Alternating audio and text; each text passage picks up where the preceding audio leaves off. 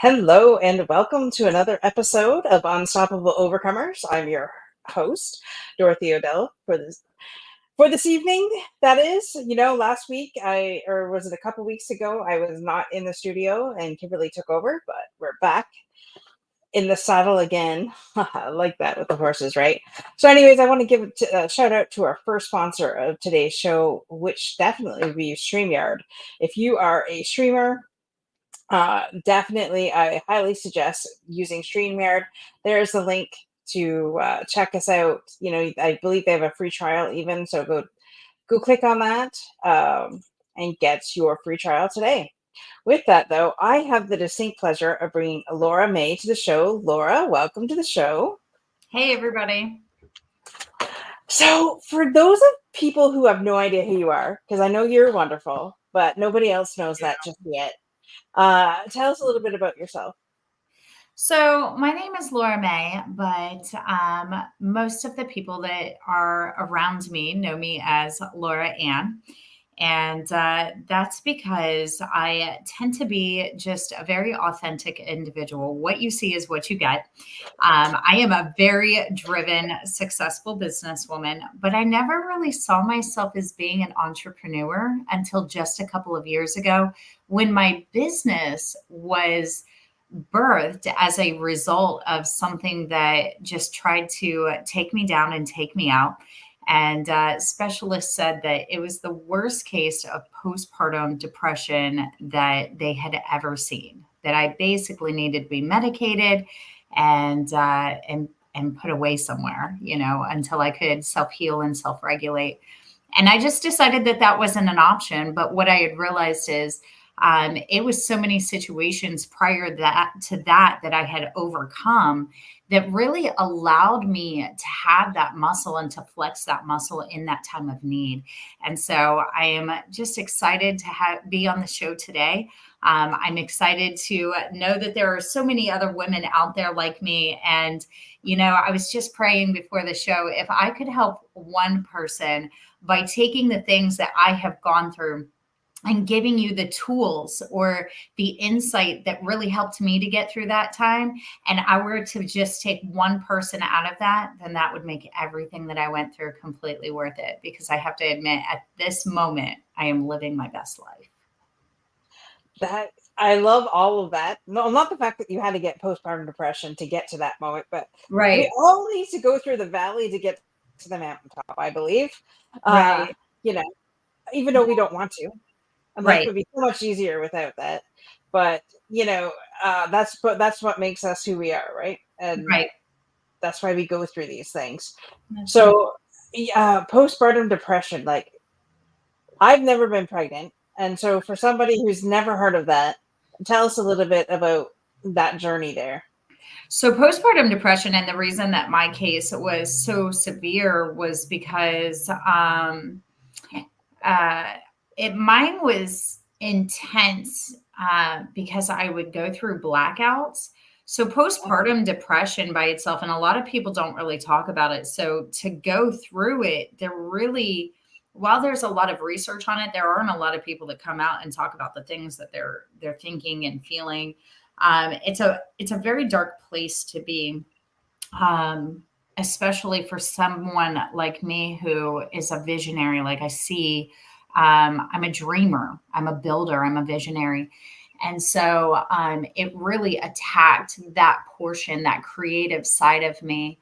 But I would black out, and it took me a long time to just go through the process, figure out what was going on for how long of time.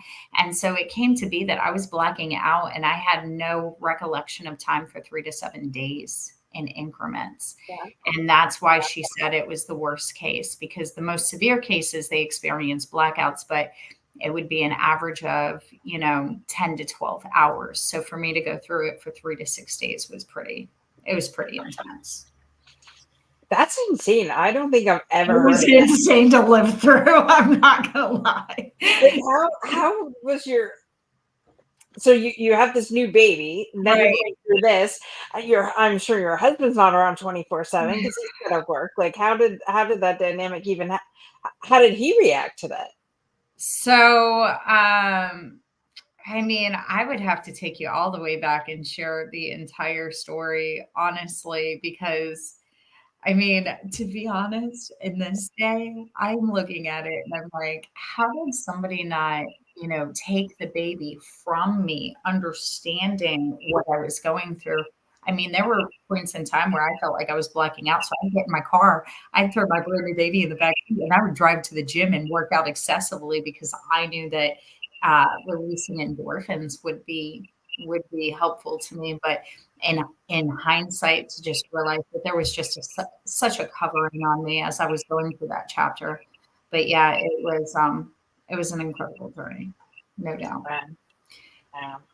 Well, now we're on the other side. And so that you said that led you to what you do today. So what is it that you do Yeah. today? So today, I'm a coach. I coach marketing, and so during that time period, when they said postpartum depression, I looked at the word depression, and I was like, if I could go through something like depression, then maybe that just means I have too much time on my hands. So let me go ahead and invest that with intention. And so I picked up working out excessively. I picked up running, and so my past, I had worked for a chiropractor. I had stopped working to have that child. That was my last child, my fourth child.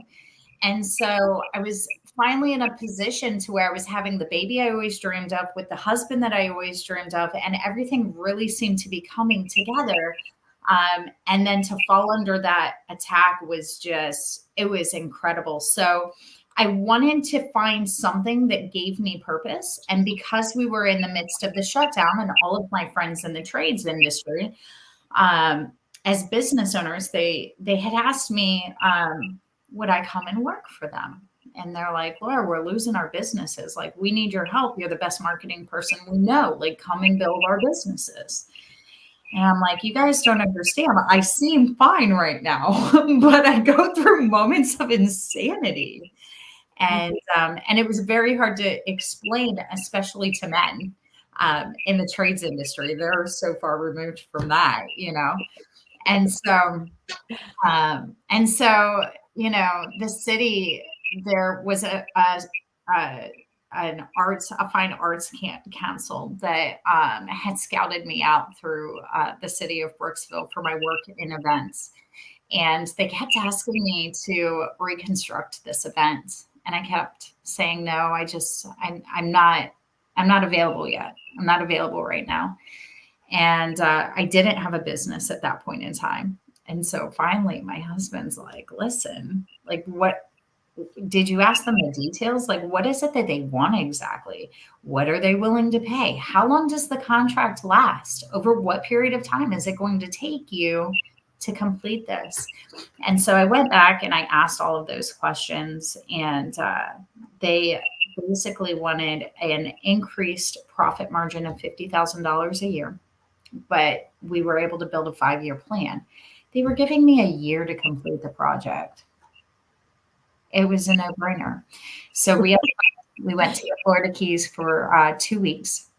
It was kind of like somebody, renting a cabin. Like, we literally stayed in the Keys, and in that 2 weeks, I wrote a training manual for an entire council, and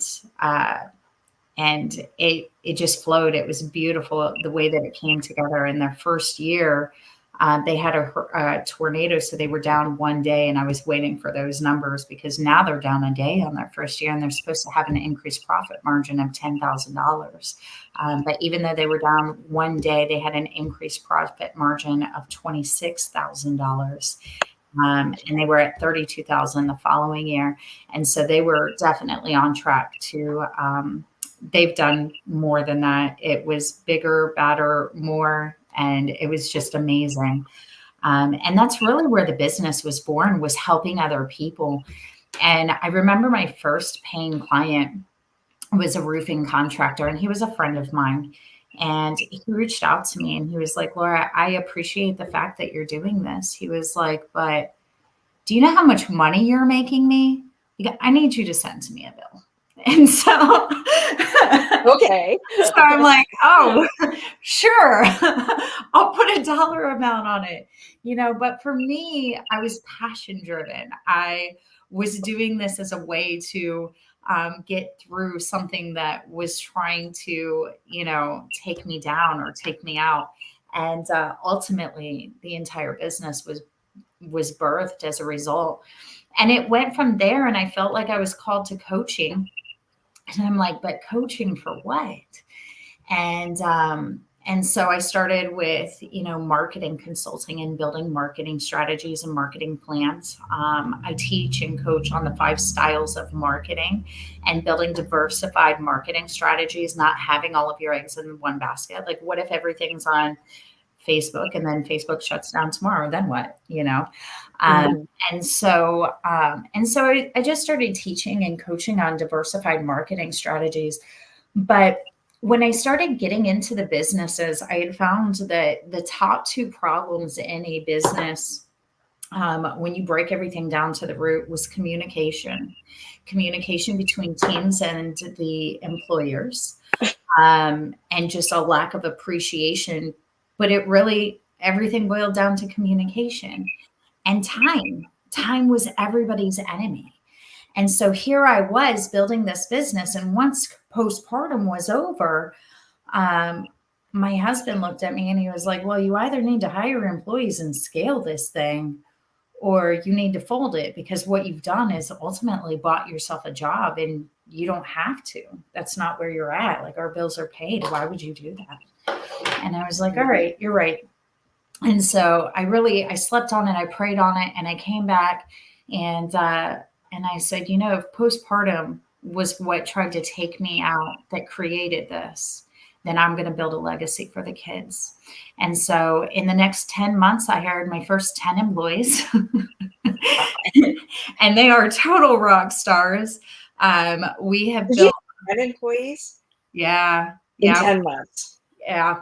We hired our Holy crap. first today.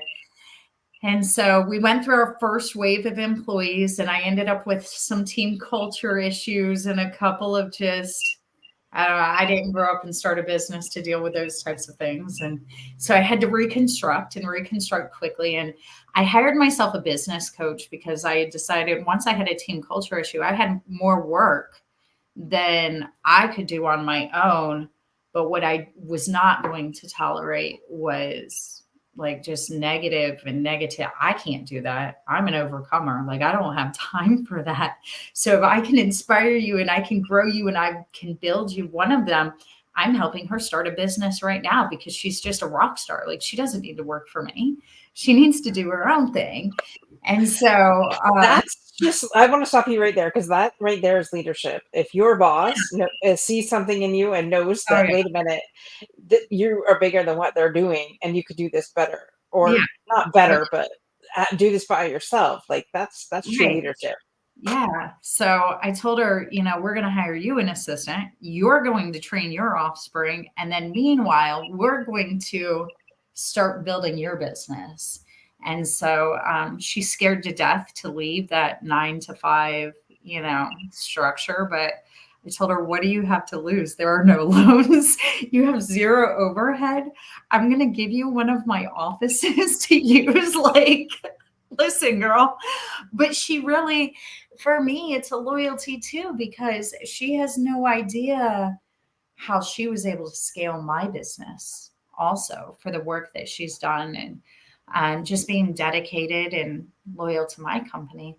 So yeah, I had hired a business coach, and I was like, well, I have a couple of really good ones, but I think that I'm going to put them on leave, like a leave of absence, and then I'm going to fire everybody else. But everybody that's left is going on a term for 30 days. And then they'll be offered their jobs back. But I'm not going through it. I'm not going through this. And I know a lot of businesses do. And my coach just looked at me and she was like, it's risky. And I said, but if I'm going to lead people, I have to have gone through some stuff. I was like, I can't lead from a place of, I don't know. I can't coach from a place of, I've never owned a business. I've never been through, I've done it the same way you did. And so she was like, well, I appreciate your tenacity and I'm along for the ride. And so that's exactly what we did. And honestly, it was the best decision because those who took that leave and came back to their positions came back with a fresh attitude. They were 110% committed. And then they portrayed that attitude onto the rest. And I'm going to tell you that all in all, it was the best business decision. And everybody works from home now. I have this massive office. I have 1, 2, 3, 4, 5, 6, 7, 8 offices in my brick and mortar. I have a coaching company. I don't even need a brick and mortar, but I have 8 offices. I sent them all. I have all of them home. It was the best decision I've ever made because everything's based on productivity. And so because of it, I've been able to help other business owners create work from home positions. And what it does is it clears us up from distractions. It's not, hey, Miss Laura, or hey, this is going on, or I am going to breeze by your desk and say hello on my way to the restroom. Like none of those distractions exist. And if they have a question, they reach out, but everything's based on productivity. And then I can just, reward everybody along the way. I do different bonuses and logistics and tracking and such. So, yeah. Right. I love that. It's funny because when the pandemic hit, a lot of us had to work from home anyways. That was part of the Right. requirement by our government for when it first hit here in Canada. And then, as soon as they kind of eased up on the rules, then everybody was forced back, and it's like they didn't even want. I live in a different city from head office, and they didn't even want to put an office in the city where I live in, where it's like the bigger city, and a lot of the employees are from here. And I'm like, dude, like, what is your issue? We proved that we could do it. Yes, there were some people that screwed around, and so that ruined it for the rest of us. But I'm Right. just like, you know what? For those of you, you're right. Productivity goes up. Like, what's not only that, then you don't have to keep on building more office space. Right. Oh, you don't have to pay for heat and air conditioning. Nobody's leaving their leftovers in the refrigerator. There are no office politics because there's nobody to be political. I mean, overall, it's fantastic.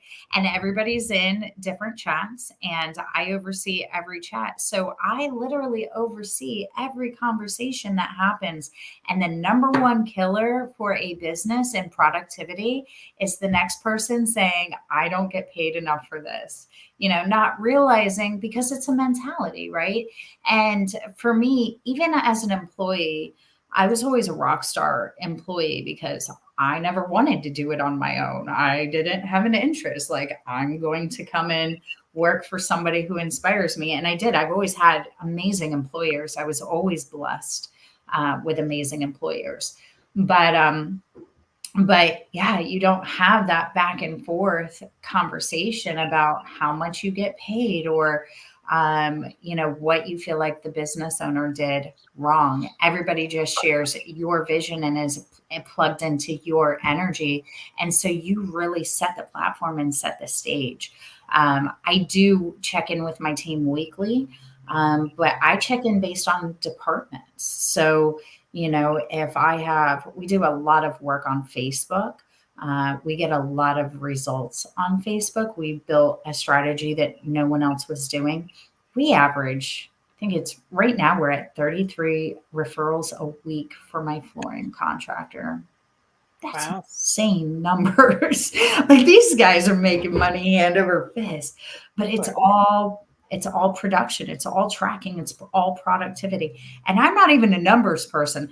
I just kept track of it. Because I knew it was important.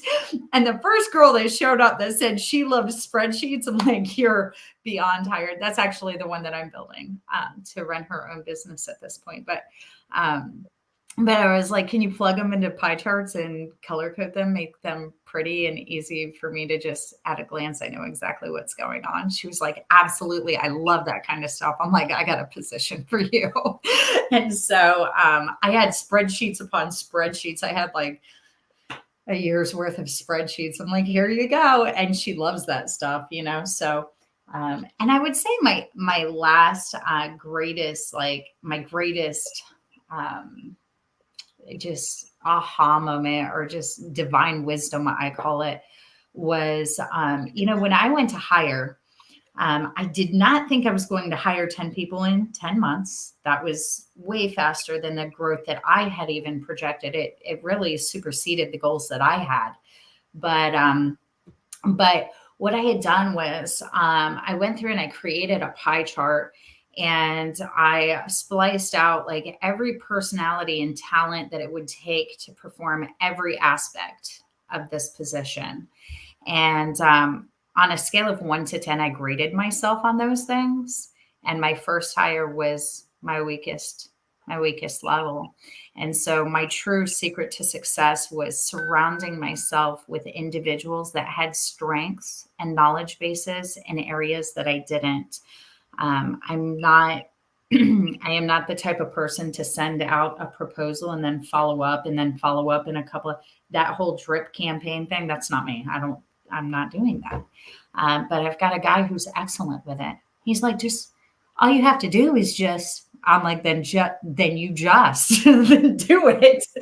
And so that was really, I remember talking to Christina about it, and I had, the group was all productive and doing well. And then my goal became, I told them, I don't want to just build a business. Like I want to build something with a group of people that we all enjoy working with one another, and we get to show up and set hands to the exact same projects and bring them to completion. And basically that thing was birthed as a result of these people coming together that I get to hang out with and do business with.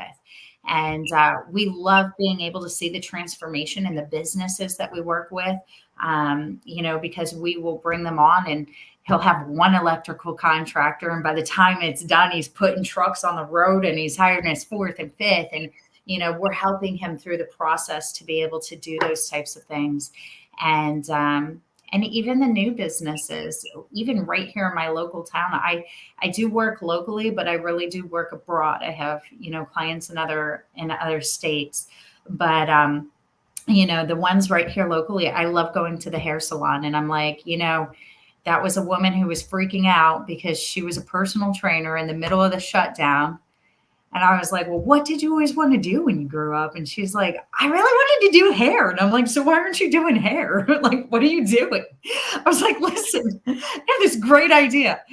I think I could create logos and stuff because I love marketing and I've been watching the evolution of marketing. So I'll tell you what, if you go to school and get your license, then I will create your brand and I will help you launch. And she was actually one of my first coaching clients. I had her and a massage therapist that I did this with.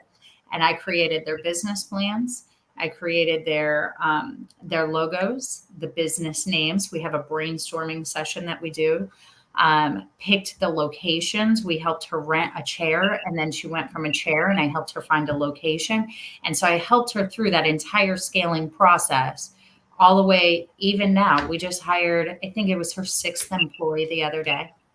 And so, to be able to walk into that business and know that called me and asked me about the color of those curtains and if they matched her brand, and the amount of clients that have come out of it. I really haven't done my own marketing. I haven't marketed myself. My irrigation company came to me because he was getting a haircut in that salon. And he was like, girl, your brand is amazing. Who did that? And so by the time he called me, we created a brand sight unseen. Never met the guy in my life. But I asked him enough questions and I really, was able to reach his heart. And, a brand was born out of it. And when he showed up, it was this tribal water drop. And I was like, I really hope this guy's like a tribal guy. And so he comes in, and I was delivering the presentation to him, and he had like one of those tribal bands on his arm. I'm like, yes. He's like, this is beautiful. I knew you could do it. I knew you were the one. Never met this guy in my life. So it's just been such an incredible journey. But I feel like, I've always been a passion-driven individual. I love people. And I love that quote. It's Zig Ziglar. And he says, you can get anything you want out of life if you just help enough people get what they want. And it's absolutely true. I have always 110% been passion driven. 100%. And so there's two things that's coming to mind right now. First of all, I want to go to your quote that you put in your bio. You believe in doing what you love and loving what you do, and Oh, that yeah. is so true. Like, there are so many people out there just in jobs that they hate, and for Right. the paycheck to pay for food and groceries. Don't get me wrong, you know Right. money's essential. Right. However, if you don't love what you do, then you feel it every day. And so when I saw that, that just like leapt out at the page at me. Yeah. So I love that. Yeah. And so you were, a mom with postpartum depression. So going from a mom with that to I'll call it mompreneur. Yes. uh, for those women that are out there right now that are listening to this, or perhaps listening on the replay, and they're hearing, they're in the same situation. They're just exhausted. Being either, whether it's a first time mom or a mom of four. Right. What would you say to them when they're like, I just don't know what if I can take this anymore? What would your advice be to them? So the first thing that I have to say is that you are enough. I feel like, we see, people on TV and these moms surrounding us that have these perfectly made up babies, and they don't have a lick of dirt on them, and they're just like a sparkly clean. And meanwhile, I'm like, man, my hair's in my messy bun and that's okay. It's okay to be that mom. I was just telling my husband the other day, I so badly, as a single mom with my first, wanted a beautiful crib. And my fourth child, I have the crib I always wanted. I have everything I ever wanted for a baby. And my baby is now 3.5 years old, and he created a bed in a box. And I'm like, I have a problem with this. I have the bougie crib, but my baby sleeps in a box, and that's okay. Children do not need these things, nor will they ever remember the bougie crib. So just take the time to breathe and relax. What children need is their moms. They need mom to calm down. They feel you. When that you put that baby against your chest, they feel everything that you're feeling. So if you're stressed, that's when you put baby down, or that's when you walk away. And that's okay too. But for me, it was a matter of going out into my garden and breathing and praying, and then just being able to come back from it. Postpartum is a whole nother beast. People don't talk about postpartum depression, but the best thing that you can do is release endorphins. So even if you're not somebody who will work out excessively like I did, walk to your mailbox, then walk around the neighborhood as far as you can walk, and just think to yourself, you know what? I'm just going to walk it off. I'm going to shake it off, because this is not me. This is not who I am. I remember people asking me what was wrong with me, and they didn't realize what a horrible trigger that was. There was nothing wrong with me. I wasn't doing anything wrong. It was completely outside of my control. So if you don't like it, get away from me. If you can handle it, come and sit and be still with me and just be my friend in that time period. And know that people will come and go out of your life, and that's okay. Don't look at a friendship as a loss. Look at it as an opportunity, an opening for something new to come into your life. Because God will always put something back into your life. He's a God of restoration. He will put into your life anything that was taken out of your life, and he promises us hope in a future. So it will be bigger, better, and so much more than it ever was before. But last but not least, talk to somebody else. Let somebody know what you're going through and what you're experiencing. It really wasn't safe for me to have my baby and be alone. But because I didn't talk to people about it, nobody knew. And my husband really didn't understand what I was going through. There was no way for him to. And I really didn't want to open up about it. I didn't want people to think I was crazy. I had somebody had given me the advice to read the book, How to Influence People and Win Friends. I wasn't in the stage of winning friends. I was just trying to be sane. So yeah, just don't stop. And like I said, walk it out, pause, and allow yourself to gain vision. If you're a builder, what is it that will give you purpose? How can you help somebody else? Because when you help somebody else achieve what they want, then it's going to fulfill your destiny. And so just never stop. I love that, and it's, I've always said, if you read the room, see what people need, and fulfill that need, build your business around that, right? As long as you're passionate Right. about it. Right. Uh, and it's funny, I came back from Florida, and a friend of mine says, "Oh, okay, well, I want you to promote me. I want you to book me for gigs." I'm just like, okay. Funny, I had never told anybody that 2 weeks prior to that, I had that thought, and I'm like, we'll see. And then I come back and I have 4 new clients, all based out of something that it was a need for them. And it's, I Right. mean, I promote people all day long anyways, so why wouldn't Right. I? Right. So you're right. I love that. Find a need and fill it. Yeah, absolutely. And, Absolutely. and know what it is that inspires you and motivates you. In that time period, I really had to realize that it was a building season. It wasn't anything that was going away. So I decided to embrace it. There was a point of time, midway through where I stopped trying to fight it and started to embrace it. And I'm like, okay, so this is just where we are.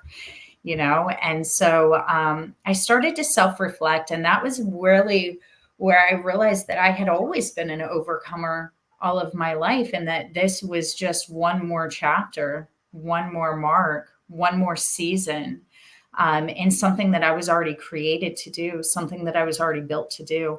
And so when I was growing up and I was a little girl, we had no money. We had nothing. We lived in trailer parks, and my family just acted like crazy people. And I remember looking around as a little girl and going, I just don't fit in here. Like, I don't know where I came from. Did you guys steal me from the hospital? I'm confused. And so I had a family where I really didn't feel like I fit in. And then when I was 16, I sat on the side of the bathtub for four hours and contemplated life. I was failing ninth grade for the third time, and my family was not educated. No one was educated. You just, fumbled through life, and I got minimum wage jobs and fought to make ends meet, and anything left over you spent at the bar on Friday night, Saturday night, and numbed your pain with alcohol. And so I remember sitting there and just having the revelation and looking around at where I was. I remember looking around at that bathroom and just the house, and I was like, where do I want to live one day? And so I started dreaming about this house that my school bus drove past, and it had these big, beautiful windows. And I was like, I want a house with natural sunlight. I want this, I want that. And so I just started to think of what that life would look like. And I remember realizing that I didn't have to live that way. That was their choice, not mine. Like, just because I was born into it doesn't mean that I had to own it. But I also didn't know what I was going to do differently, because it was my perception of what was normal. And so I knew the first step was going to be to go to college, because my parents didn't go to college. So I got up from that bathtub and I went to school and I went to a guidance counselor and I was like, what's it going to take for me to graduate with or from high school? And they said, well, you can take night classes. You can also do a summer program. And it wasn't common for people to do both. But I was like, but it's an option, right? And she was like, yeah, if that's what you want to do, you can do both, but most people do one or the other. But I was going to graduate a couple of years late.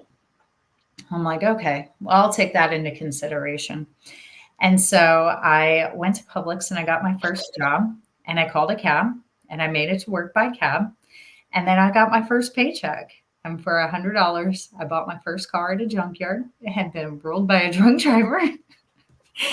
And it got me to work and I never complained about that car. And it got me to night school. And my very next car was I was blessed with a Camaro. There was a gentleman that had completely restored and rebuilt it. He was going through a divorce and he told his wife, who was fighting for this car because he loved this car. And he was like, I'd rather sell it to this kid for $4,000 than lose this car in a divorce. And praise God, I was that kid. So it was just, yeah. They say there's nothing like a woman scorned, but now I'm hearing this about this man, like seriously. Oh yeah. Yeah. He's like, I'd rather, but he blessed this young lady and had no idea. Like he was forced into a pigeonhole, and he's like, listen, I'd rather sell my car to a kid than give it to my ex-wife. So yeah, I ended up with a beautiful car, something that I would have never been able to afford working at Publix. And then I went on to graduate with my class with honors. And I didn't purchase the honor stole and all of those things because we didn't have the money for that. But I also did not tell my family. And I can remember like hearing my grandmother cry over the whole audience. But that was really, once I did that, I was like, this is just life. Like that's all that it can be. And so I learned to accept people exactly the way that they are. If you expect people to disappoint you, then it's fine when they do, and understanding that when you meet broken people, it's generally because of a circumstance that they went through as a child that they've never learned how to overcome. And so, there are some people that I want to help. And if I don't want to help them, then I just stay out of their way, But when you have that understanding, you can really choose your battles wisely. And so, yeah, that's where I learned to be an overcomer. But yeah, and then it just went on from there. That's incredible because I'm sure there's somebody that's going to be listening to this and thinking, that had a hard time through school as well, and came from a background that maybe not less than stellar, but at least didn't have everything, Mhm. and money was not always there. And they hear this story and they think, well, wait a minute. Well, if Laura can do it, so can I. If Laura can go to night school and do a job and then graduate, and things like that, and on time, then they can too. And that's what I love about hearing everybody's story because it's relatable and and good Right. for you for sticking Yeah. it through. The one thing that I struggled figuring it out with was relationships. My mother had always dated abusive men. And so I found myself in this cycle. I knew what it looked like, but I was really comfortable with those demons, I would call it today, where it's like, that's just what you've been exposed to. So that's what you're comfortable with. That took a lot of time to come upon that wisdom. Where I feel like everything else was just whatever my parents did, I'm going to do the opposite. And that worked for me. And finding people that I looked up to and mirroring, but I really had a difficult time finding a good husband. And so I was with my children's father, and he was an alcoholic. And he was not abusive though. And so I was trying to, invest in retirement. And he was like, no, why would we do these things? And he just didn't want to work. I paid the bills and I was already footing everything. So finally, I was like, I'm not going to not have a retirement. And I had a pretty house. We had a small little John boat. I had bought him a Jeep, because he wanted a Jeep. And then I had my car. And so, everything looked pretty on the outside, but on the inside, and here I was, doing marketing and networking. So they're like, oh, Laura May, or I wasn't Laura May back then, I was Laura Ellingham, but they're like, she has it going on, And I'm like, these people have no idea. Like my life is insane from the time the door closes, And I remember living paycheck to paycheck and just, if if I didn't fill up my gas tank on Friday, and I didn't pay all of the bills on that day, then there was no way that I was going to make it. If I waited until Monday, there wasn't the money in the bank for me to be able to put gas in my car, to be able to get formula for the kids, or, whatever those bare essentials were. And I lived that way for a long time. And I was great at hiding it from the kids and all of those things. And so one day I had the epiphanal moment that I was like, I'm holding this family together because I felt like that was what was best for my kids. Mm-hmm. And then all of a sudden I had the revelation. I'm like, well, first off, I'm never going to have a retirement. So what do I want to do? Because I worked hard. I'm like, what do I want to do when I start slowing down? Is my income going to slow down too? And then what happens if I have to stop working? Like, am I going to work the rest of my life? And so I remember really taking the time to reflect on that. And I had decided, I had come to the revelation that my kids were learning that behavior was normal. I was actually giving them their perceived notion and spectrum of what was normal. And so they would either grow up to be alcoholics or marry alcoholics and be containing and holding everything together like I did. But regardless, that spirit of alcoholism would be their comfortable spirit. And I was like, absolutely not. And I had just been saved. And I was, I was not a churchy person, but I was a go pray in my garden and read my Bible kind of person. I had a relationship with God. And so at that point I had decided I was going to pray on it. And then I wasn't going to date. I was going to date whoever it was that God had for me. And my prayer was that I was the blondest brunette that I know. So I don't need a sign. I need a billboard, God. Let it come like a sack of potatoes I can't miss. And so that's precisely what happened. And it was absolutely beautiful. But I believe that it was my obedience in not dating. And, because I couldn't leave at first. I prayed and God said no. And so I had to work on that relationship before I was released from that relationship. Because of that walk in obedience, though, the perfect husband did show up. And I am grateful every day of my life. And so, that does exist. You don't have to live in chaos. You do not. If I had to go back and do it again, my husband was actually an atheist when I married him. And so, but God had laid it in my spirit. That was my husband. I knew it from the moment that I met him, and so postpartum depression, my husband came to know Jesus. The business was birthed. And all of these incredible things happened. So what ended up my darkest hour ended up my greatest blessing. But it is evidence that God will take everything and use it for his glory. And so, I always tell anybody that's going through that, just hang in there, because there is a dawn and it will come soon. I love that. I wrote that down. Darkest hour is your greatest blessing. Like, seriously. Yes. And now my legacy. Now I'm your leaving legacy behind. My 17-year-old, I hired a coach for. He's on track to run this whole operation in less than a year. Well, there you go. And then, are you going to retire?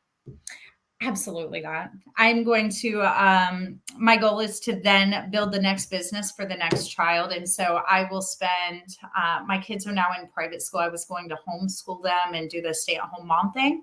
But because of the way that everything changed directions, I will hand off the first business, the social media, digital marketing aspect. And then I'll build a business for the second child. And then I'll build one for the third and then the fourth. And then I'm done. I'm out of here. But I feel like I've gained so much experience helping people to break through, overcome, and to build and to scale businesses quickly that I might as well do that for my kids. And then, yeah. And then the coaching things like my own fingerprint, like I can't hand that to anybody. So, Right.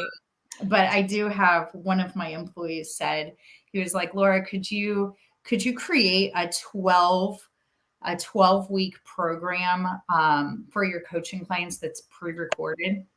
And I was like, I don't know, let's give them titles. So the other day I wrote down, 12, and I was like, intro, and this is what we would do. And then goal setting, our ideal calendar. And then like, I just ran through it, and I had, within 2 minutes, I had all 12 titles. And I was like, here's all of my workshops. Stay tuned.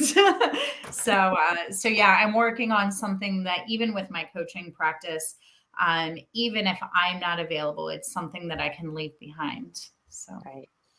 Wow, Laura, definitely a breath of fresh air. I just want to give a shout out. Welcome, Maya, for joining us. I believe she's in my area. So welcome. And so now is the time we bring up the roving reporter, Miss Kimberly Genovese. Welcome to the show. So where are you at right now, my dear? So I'm actually out roving, and the report is good. And before I step into that, because I have to give this gift to Laura. So what I heard is the 12 disciples of a great business. Oh, that's so good. It's so good.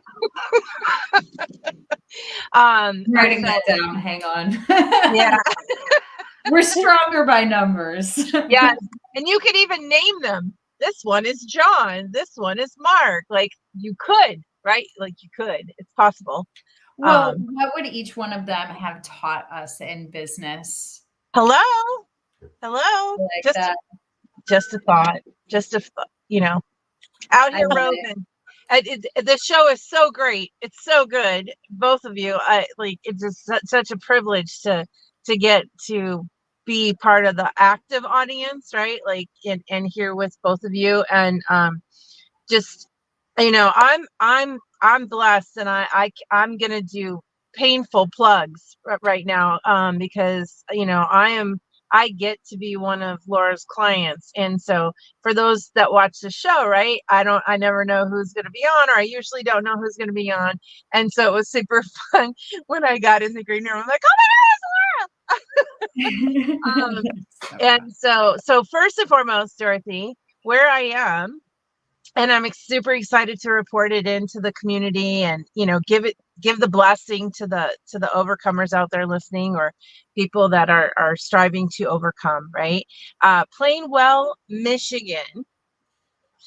And in Plainwell, there is an incredible Lakota Native American community that is so generous and so inside the big picture of all inclusion, that they allow anyone to join in sweat lodge prayer experiences for people. So that is what I've been able to get to be a part of, and they're just the most beautiful people, and they definitely get it, right? Like they get the fundamentals of how do we create harmony on the planet, and so it's Plainwell, Michigan. Anybody who wants to learn more about the Lakota family that is offering sweat lodges on a monthly basis, just reach out to the show and let us know, and I'm sure we'll put something. Dorothy's the master of all of that, so Just give me the information. I will put it in the show notes. Yeah, she's incredible that way. So that's where I'm roaming about. And Laura, we would love to hear your fundamentals. Okay. So, my 3 pillars. Sure. So my 3 pillars are family, faith, and loving people. And that's because everything that you do starts at home. If you don't have a balanced home life, then you can't go out into the world and create a ripple effect. So whatever you have going on at home, that's really where it starts. So whatever you have to do to eliminate stress there. And especially your children, I read in the book Atomic Habits, it was a monumental moment for me. I read that if you invest time into your children, they will come back and visit you as adults. But if you do not, then they will not. So I thought that was a fun. Cats in the cradle. Cats in the cradle, right? That's right. I love that book, and I don't remember hearing that at all in that book. So I'm gonna have to, and I've read it 3 times. Oh yeah, I'll take a clip of it. The next one is faith, and that's because when you are in your darkest hour, what is in you will come out of you. I can remember during postpartum depression, when I would go through blackouts, I would lay myself on the bathroom and I would just speak over myself. There is power in the name of Jesus, and that is what would bring me out of it. And there truly is a healing power in the name of Jesus. So family, faith, and loving people. Love conquers all. I truly believe that. Even before I came to faith, I knew that the secret to life was love. If you love people, they will love you in return. The more good that you do for people, the more people will want to do good for you. So while I have today realized that it truly is a fundamental of the Bible, I carry this biblical principle with me at all times. And, I hear so many people say, but Christianity, and Christianity, even Jesus, he wasn't a fan of the Pharisees. If you read the good book, he really wasn't. It's all about loving people and loving sinners and meeting them exactly where they are. And so if I'm going to be the hands and feet of Jesus, then I just love people. Well, Laura, that's so beautiful, and fundamentally, right? Right. Loving people is at the core of our being. Mm-hmm. Like, we're here to love each other, Right, and to scatter love, right? That's right. literally the experience, getting to experience the experience of what love is. And it's really a great indicator. Like what's showing up right now in the conversation is just it's a wealth indicator, right? You tell me how you feel about people, and I'll show you your wealth. And I'm not just talking economic. I'm talking physical wealth. I'm talking mental wealth. I'm talking emotional wealth, right? And if there's a barrier there between you and people, in any way, there you go, right? Like, take that on and watch all those other tanks fill up instantaneously. Mm-hmm. Absolutely. Yeah. Absolutely. Yeah. So good, so great, and such wonderful fundamentals. And here's the shameless plug, guys. Laura has, I have been so blessed with amazing humans and amazing coaches and all of those kind of things. And there's something about Laura in the way she executes that takes it beyond anything I've ever experienced. And for those people that know, again, I've had the best of the best of the best. And now, saying that, I'm going to put this in because especially in the world of overcoming, right? So if you're someone who's had great coaches and you've had great, resources in your life, and yet that gap still seems to be there for whatever reason, something that Laura and I put in is a very distinct distinction called chief operations officer. Yeah. So Laura does what Laura does, and we brought it in. And so giving that to the audience, right? I really want to give that to the audience. Whether you like, not telling people that they need to switch coaches, consider if you start using business languaging, right? Because one of my personal challenges with the definition coach, right, in the human conversation we're in right now, the swirl of it, is a lot of people are contextually inside of a conversation like, well, there must be something, there's a gap that I need a coach. But that's not what coaches are. Right. Coaches are just the exact opposite. There is no gap, and they're there to notice what would elevate you, accentuate you, take you to a whole nother level. And so just so people know this, because look, and I invite you all to call her, like, flood her phone, because she's freaking awesome and amazing and incredible, and I just love her. Aw, you're the best. Thank you so much. Well, I think if you feel like you start to get up and there's this ceiling of breakthrough, and for whatever reason you just cycle back through and you just need somebody to grab you by the hand and go through that breakthrough with you, it's tough. Break through. There's a breaking season before you go through. And if you need somebody to walk you through that process, that is me. I've been there. I've done it. I'm not afraid to get in the trenches with you. And whatever it is, we will figure it out together. My mastermind sessions are my first sessions. They're completely complimentary. If I give you 10 tips that you can take away from that, and you can implement that into your life and make your life better, then that's what I'm here to do. So yeah. And all that she just said, and those, you dreamers out there, you big giant ass dreamers like me and Dorothy, that God has laid some massive mission on your heart, and you're like, no, this has to happen overnight, right? Right. She's a miracle worker with the dreamers. She will close those gaps that can be closed overnight. And I'm tell you what, she gives you oxygen to breathe. Like the joy in the journey that shows up from that is obscene. And where there is joy, there is bounty. That's right. It's just what's so that's probably the biggest thing, right? Like, it's like, and I'm talking again, and I really got it to you today, Laura, because you're a fellow massive dreamer. God lays huge visions on your heart, massive missions on your heart, so yeah, brilliant. I'm Such a looking pleasure. at buildings right now. I found a whole old hotel from the 50s. And I'm like, if I take each one and I build it out with like cute little chandeliers, I can pull businesses out of their homes and bring them to the next level. And I was like, where am I going with this? Like, what am I building tomorrow?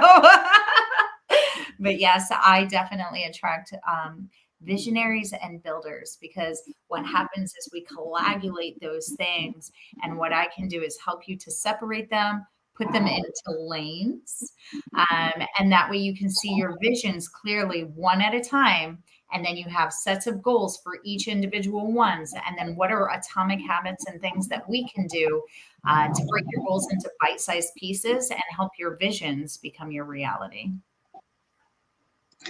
And I can testify.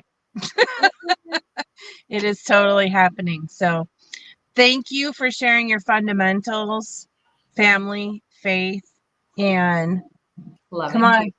Thank you. That's right. That's right. And guys, not like I love people and they annoy the shit out of me. Like, no, they actually get it. The annoying part, right? That's the toxin that's in your pure water of loving people, right? Get help being able to love them. Get support in that, right? Because it's a game changer. It's a game. And we're more powerful by numbers. Amen. And the thing is if you're, I always love letting people know, like, you're in danger when you start to become indifferent. Mm-hmm. Mm-hmm. The opposite of love is indifference, right? And so, yeah, just love them. And if you need support loving on people, reach out to us, because Dorothy and I are all about helping people bridge those gaps. So with that, Dorothy, I give it back to you. Wow. You had me thinking there for a minute, but that's awesome. When you reach indifference. Interesting. Alrighty. Oh, yeah. The opposite of love is not hate. Hate's just the other side of the same coin, which is love. Indifference is the opposite of love. I have no feeling for you. Interesting. All right. I'll put that one into meditation and prayer for a little bit on a certain situation, which we won't go on to on air tonight. Ooh, that could be, so that's an untucked, unstoppable overcomers after hours, right? Conversation? Hours conversation. Behind the scenes. Sounds for a great make for bloopers. Right? Totally. You gave me another idea for the oh shit. This is what happens. All right. With that though, for our last sponsor of tonight's show, the Kimbra. If you're wanting more time, money, and resources, and a community that is going to get you to stay on track, definitely go to the Kimbra and check them out. Tell them Dorothy and Kimberly sent you. If they're struggling with loving people, right? Hello, go to the Kimbra. Yes. There it is. Absolutely. And thank you, Laura, so much for joining us tonight and sharing your words of wisdom. I truly enjoyed your story and can't wait to see what's next. And definitely go to the Highest Point Coach and get in touch with Laura today. With that, folks, be unstoppable in all that you do and see you same time, same channel next week. Bye for now. Bye.